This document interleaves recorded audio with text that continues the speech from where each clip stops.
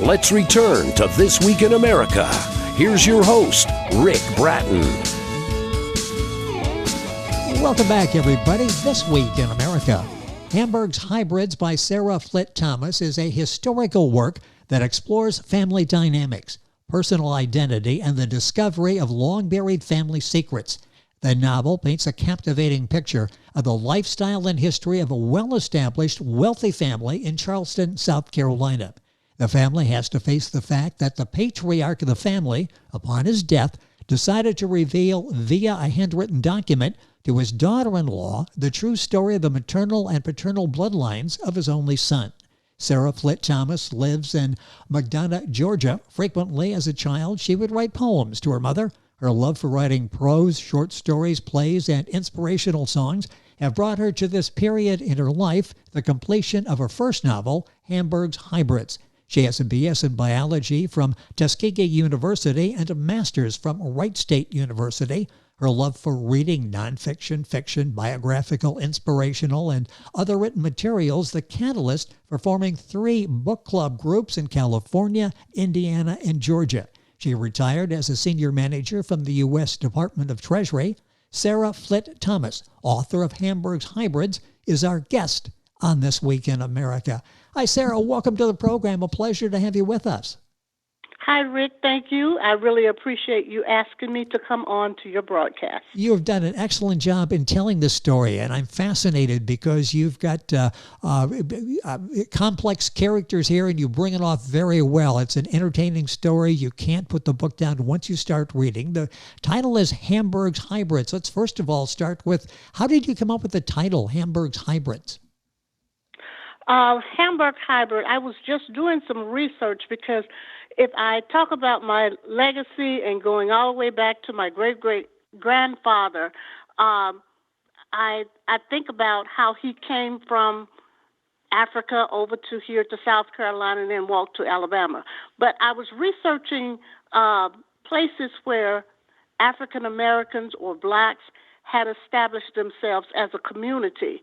And one of the things that I came up with was Hamburg, South Carolina, that had been in existence between South Carolina and Augusta, Georgia. And it had been owned by an individual that had his own store, his own this, his own money, and et cetera. And a dam was built in that area where Hamburg no longer exists. And this also mirrors a place in Alabama in Wilcox County where the same thing had happened. So instead of doing something about Alabama, because that's where I'm from, I decided to do the South Carolina piece. Interesting. And that's how I came up with HAMBURG'S Hybrid. The hybrid, I am a biology major, so the hybrid means that there's a mixture of races, genes, DNA going on in that particular area. That's the background on the book. The book is available wherever books are sold, pageturner.us, a great place to go. Of course, Amazon, usual places. A link on our website, thisweekinamerica.us. You mentioned family background. Are the characters based on real or fictional characters in HAMBURG'S Hybrids? It's a combination of real and fictional characters. I took some of the behaviors and some of the ideas from people that lived in my neighborhood. I'm from Alabama, Eufaula, Alabama. And believe it or not, I lived in an integrated neighborhood back in the early 50s. Wow. The professional blacks lived on one side of Forsyth Street, and whites lived on the other side. I won't say they were professional or non-professional, but I do know that we commingled. And there was a family who lived directly in front of us called the Atkins. They were white, and they came over to play with us all the time.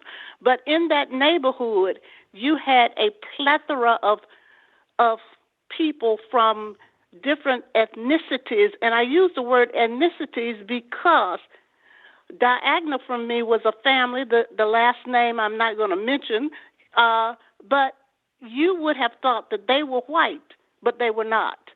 They were also black. around the street was another lady who could have passed for white, but she did not. She was one of our cousins. So and their personalities are all blended in this story. The story is Hamburg's Hybrids by Sarah Flit Thomas, our guest on the program. Information on our website, thisweekinamerica.us, directed to pageturner.us, of course, Amazon, all of the usual places for the book, and a direct link by going to our website, thisweekinamerica.us. Let's talk about building the personalities of the characters in your book. A number of characters, they're all well-rounded, they are all relatable characters. Talk about the challenges of developing personalities, individual personalities for each of these characters. As I said before, it wasn't really that difficult. As a child, I have to tell you that I was sneaky, and I was always in a room where there were adults where I shouldn't have been. And I always tried to make myself invisible so that I could hear the conversation going on. And so you heard about the different people, and you heard about the different behaviors of people within your community. You heard about the affairs that they were having at that particular time with different people. In fact, my cousin who lived around the street and was the person who did the notarizing of all of the papers for blacks in that community, she had a very long relationship with one of the richest white men in my little hometown. So I took all of that information and I built the characters around what I heard in my little sneaky way of sitting in the doorway so no one could see me and hearing about those different personalities. Oni, yes. Oni was a person that I knew personally, and that was her personality. You know, it's interesting. I think we all went through that as children. The adults were fascinating sometimes in the topics, and we wanted to be there, but we knew we shouldn't be there, and we wanted to be invisible. You were able to pull it off and to turn it into to stories later. I didn't mean to cut you off there. You were going to finish that thought on developing these characters because they're very realistic, because I guess they were real people. They were real people. They were real people. But like I said, I went further and also used some of my imagination, because as a child, I was a very imaginable child. I would write my own stories and give them to my mom, and she would just smile and say, "Where would you come up with this? Why did you think of this?" So along with the real personalities and the real behaviors, I also interjected some of my own thoughts about how I felt they should be. As you were writing Hamburg's Hybrids, were there any periods there where you maybe had like a writer's block? Where am I going to go with the story? Or maybe it's like so much information you were trying to get there, you just got sort of overwhelmed and needed to step back for a while. Were there challenges in writing the stories like that? Yes, it was. And I wanted to get to the crux of the book. Yes. About the information that was given to Jennifer. But for some odd reason, in my mind, I still felt like there was some developmental things that needed to happen so everybody would be at the same place to get the message of the information. So there was a little writer's, how do I do this and not make it so long and not interesting to the reader? How do I interject some other things about the other characters in the book? You know, the wedding day. You talk about the wedding day and how the widow of the grandfather tore up her gown because she didn't want to wear the same gown or the same color gown as Annie, because she knew that Annie had been the mistress of her husband. So those kinds of things came into play and say, this would be interesting. And, you know, it would take their mind off of what's in that document for a few minutes, and then I'll get back to how I really want to develop that part of it. As I'm reading reviews, pace is something that people say, boy, It was right at that pace. And you just touched on that. So much going on. You needed to lay the groundwork, but to keep the story going, how difficult was it to maintain that pace where it was moving, but yet you needed to explain, certain events as they unfolded? Again, I like to write, and I do think that God has given me an imagination. And there are times that you do get writer's block, but those who are listening to me, I hope this doesn't offend you. I do believe that because God has given me this gift, He wakes me up in the middle of the night, and He gives me certain things to write or to put down. Oh, yes. And if I don't put them down on paper at the time that He gives it to me, it never comes back again. So when I do get a writer's block or I'm stuck on something, I usually try to just go to sleep and not think about it. And I'm awakened with an idea or a thought as to how to put that back together. Sarah Flit Thomas is our guest on the program, author of the book Hamburg's Hybrids. You'll find the book wherever books are sold, pageturner.us, Amazon. Links on our website, thisweekinamerica.us. Once you've written the book, what have the reaction been, family and friends that know sort of the backstory on Hamburg's Hybrids? What kind of reaction are you getting from family and friends? Most of my friends that have read it, they enjoyed the storyline. Most of them gave me pointers on things like putting the legacy or the timeline of who was married to whom and the children that came from them, because initially I had not put that in there. But as far as them liking the book and enjoying the book, they did. In fact, my older sister had stated to me, I know who you based this character off of. It's so-and-so and so-and-so. And I said, how would you know that? Because that's the way she acted around us. And some of my other family members would also say the same thing. So they were very pleased with the book, and they were excited for me to have written this book because they knew that I had the talent to do so, because I've written poems, I've written plays, I've written other things, but I've never sat down to complete a book. And the book is receiving rave reviews. The book is Hamburg's Hybrids by Sarah Flit Thomas, our guest on the program. I want to go back and touch on something that you mentioned early in the interview, and that was the reason for using ethnicity throughout the book instead of race. Talk about that, the decision to do that, because it's very important. I think the word race is overplayed because it puts all of us in a box. Yes. I'm not in a box and you're not in a box. We have different, I would say, races, or we have different ethnicities in our bloodline, okay? My great-great-grandmother was German. My great-great-grandfather was African. They both came from South Carolina. In fact, he was her slave, but she ended up marrying him in Alabama. On my father's side of the family, my grandfather's mother was Spanish, okay? His father was also white. She was an indentured servant that was in Virginia, Richmond, Virginia. So when I think about, you can't place me in a box because I have all kinds of DNA yes.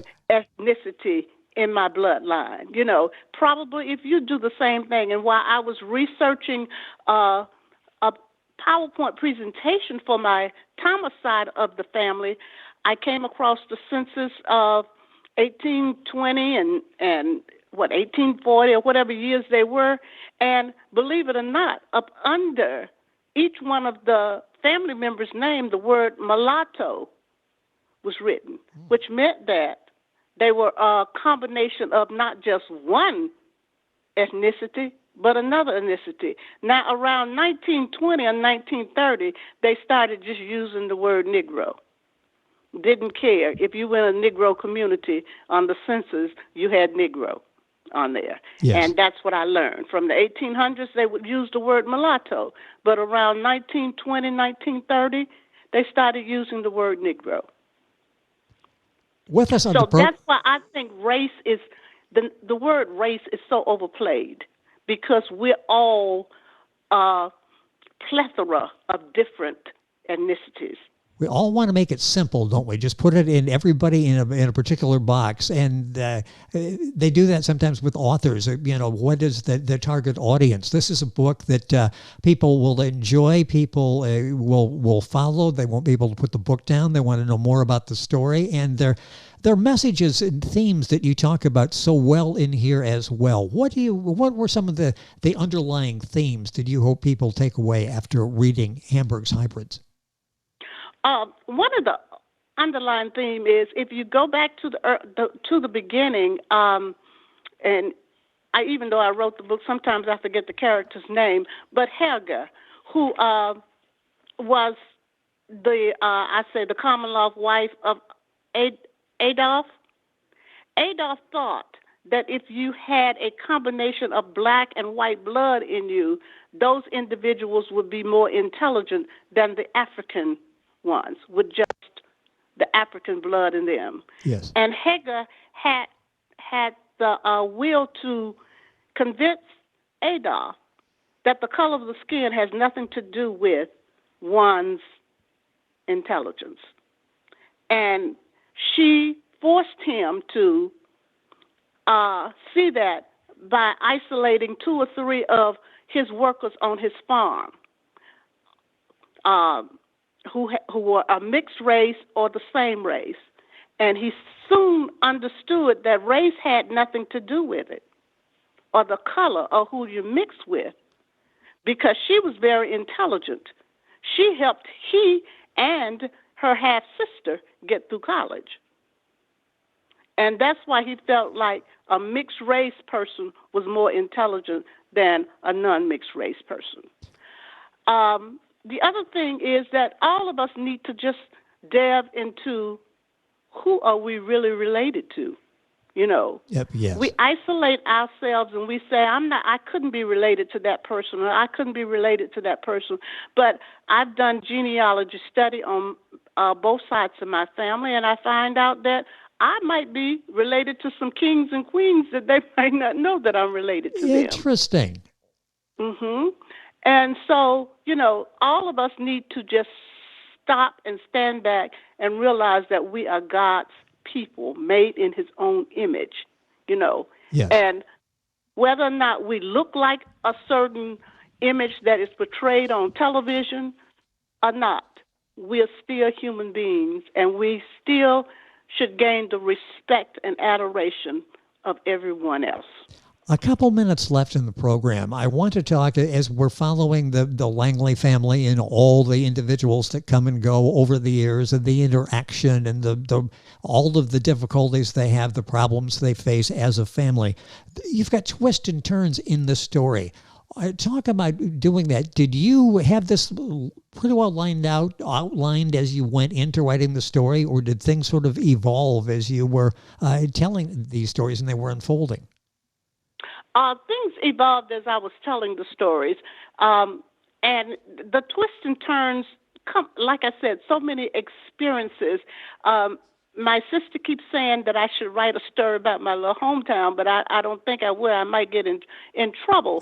But some of the twists and turns were not really twists and turns, but they were things as a child, sitting and listening to Yes. what really happened in this family, what didn't happen in this family, so forth and so on.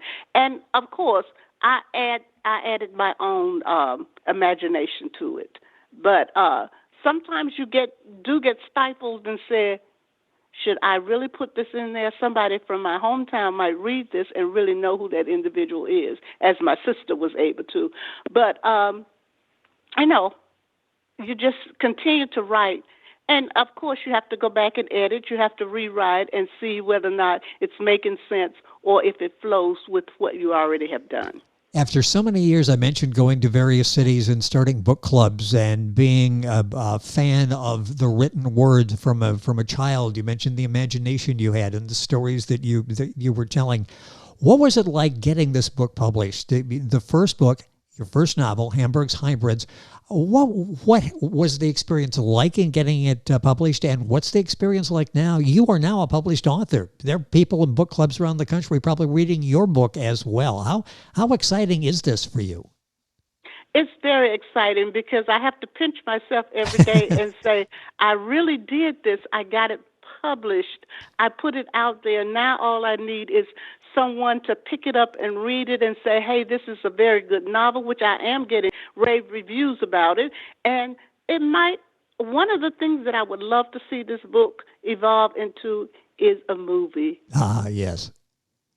I'm glad you said that, because I'm thinking of that. A television series or movie, you've got all of the elements there. I mean, this is comparable to a lot of the family stories over the years, the Ewings and the list that goes on and on of all the families that have unfolded before our very eyes on television or the motion picture screen. Any talk on that? I would like to see that happen. Hope it does. I would like to see it happen, but I haven't received any discussion on it as of yet. But also, if you close your eyes and not see that this book is talking about someone who has African or black blood in them, it could be about anybody. Yes, yes. It doesn't necessarily just have to be about a black family, because, as we know, this family has not lived in the community of African Americans or blacks because they did not know that this even existed in their lifeline or in their genealogy. And also, how do the people now react? Should I tell them? Since I am a CEO of domestic and international corporations, what do I do with this next?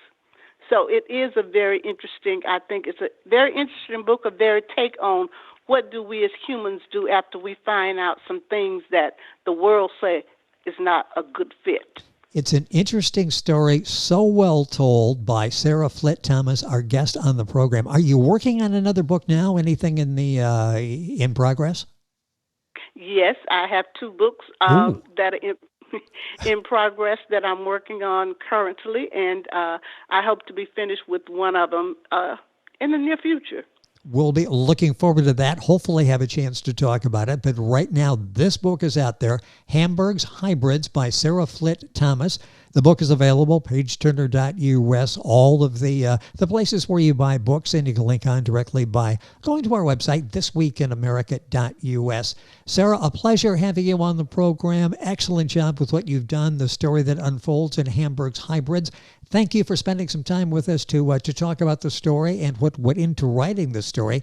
Thank you for being with us on the program. Thank you for inviting me, and I have enjoyed my time with this interview with you. It has been a pleasure, and hopefully, again, we'll look for this on the movie screen maybe at some point, another book coming out, and have a chance to talk about that as well. This book there, Hamburg's Hybrids, available wherever books are sold. Sarah Flit Thomas, the author, and information on our website, thisweekinamerica.us. And we're back on today's program right after these messages. This Week in America is online. You can visit our website, thisweekinamerica.us. Scott Pinkerton, associate producer of This Week in America. Jay Anderson, segment producer. Ben Watson, webmaster. Otto Bechet, director of engineering and TV production. This Week in America produced and is a trademark of Blue Funk Broadcasting, LLC. For information on all of our guests and to listen to this week's show, our website again at thisweekinamerica.us. And I'm Sean Bratton, executive producer of This Week in America.